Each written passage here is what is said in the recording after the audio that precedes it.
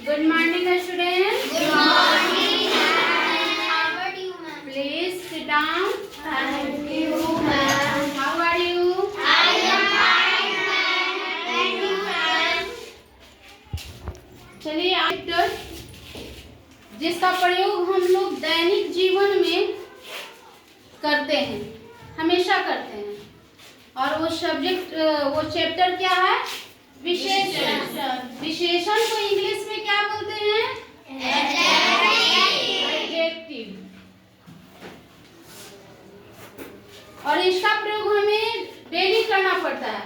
जैसे कभी मम्मी ने खाना बनाई, अच्छा कहना पड़ता है स्वादिष्ट। ऐसे मम्मी तो डेली ही खाना अच्छी बनाती है। और कभी कोई सुंदर लग रहा है तो उसको बोलते हैं कि अच्छा लग रहा है तो सुंदर बोलते हैं। तो यही जो है क्या है? विशेषण। विशेषण की परिभाषा क्या है? जो शब्द संज्ञा और सर्वनाम की विशेषता बतलाता है वो क्या कहलाता है? विशेषण। जैसे हम देखेंगे यहाँ उदाहरण, नेहा सुंदर है। नेहा क्या है? सुंदर। नेहा क्या है? संज्ञा। संज्ञा है। और नेहा संज्ञा है तो संज्ञा की विशेषता क्या है? सुंदर। और ये सुंदर जो है क्या है? विशेषण। अच्छा, संज्ञा या सर्वनाम यदि नेहा को हटाकर नेहा की जगह लिख दें वह सुंदर है तो वह क्या हो गया? सर्वनाम। और संज्ञा और ये सर्वनाम और सर्वनाम की विशेषता क्या है? सुंदर। और यही जो है विशेषण है। तो जो शब्द संज्ञा सर्वनाम की विशेषता बतलाता है वह विशेषण कहलाता है। समझ गए? जैसे रौनक की विशेषता क्या है? ईमानदार। अंगूर की विशेषता क्या है? खट्टे। और रस्सी की विशेषता क्या है? लंबी है। तो ऐसे शब्द क्या कहलाते हैं? विशेषण। और अब आते हैं, हम समझेंगे विशेष से। तो जो शब्द विशेषण किसकी विशेषता बतला रहा है?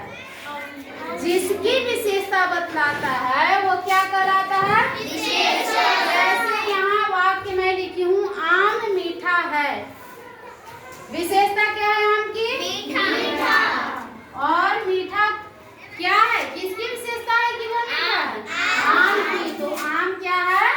विशेष है। समझे? Yes ma'am. अब आते हैं हम लोग एक विशेषण के प्रकार के बारे में। विशेषण के कितने प्रकार होते हैं? विशेषण के 4 प्रकार हैं। पहला गुणवाचक, दूसरा परिणाम नहीं, क्या? परिमाण। परिमाण का अर्थ क्या होता है? मेजरमेंट, मात्रा। और चौथा है सार्वनामिक विशेषण। अब आते हैं हम लोग गुणवाचक विशेषण में। गुणवाचक विशेषण क्या है? तो जिस विशेषण में किसी व्यक्ति के गुणों को बताया जाए, तो गुण का मतलब हम अच्छी बात नहीं बोल रहे हैं, उसका निगेटिव और पॉजिटिव, सकारात्मक और नकारात्मक दोनों पक्ष के बारे में जो विशेषता बतलाए वो क्या कहलाता है? गुणवाचक विशेषण कहलाता है। जैसे गुण किसके किसके बारे में बता सकता है? किसी व्यक्ति या वस्तु की दशा, वह कैसा है? स्वस्थ है या बीमार है? स्थिति उसकी क्या है? वह बाहरी, निचला। गुण और दोष दोनों बताएगा। मैं पहले भी बता चुकी हूँ, नकारात्मक और सकारात्मक दोनों पक्ष। वीर है, चालाक है, मूर्ख है, कायर है। रंग रूप, कोई वस्तु संज्ञा, काला है, हरा है, पीला है, वो क्या कहलाएगा? गुणवाचक। आकार प्रकार, वो लंबा है, चौड़ा है, मोटा है, छोटा है, वो क्या कहे? किसके अंतर्गत आएगा? गुणवाचक। यानी विशेषता तो है लेकिन वैसे विशेषण किसी के अंतर्गत आएगी? गुणवाचक विशेषण। और दूसरा है परिमाण। परिमाण का अर्थ मेजरमेंट, मात्रा।